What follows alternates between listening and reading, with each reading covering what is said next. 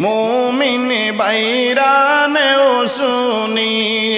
নূরের নবীর জীবনী মুমিন বাইরানেও শুনি হায়রে দয়াল নবীর কষ্ট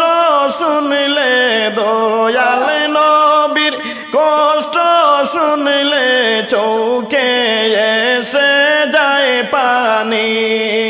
আল্লাহুম্মা সাল্লি আলা সাইয়্যিদিনা মুহাম্মাদ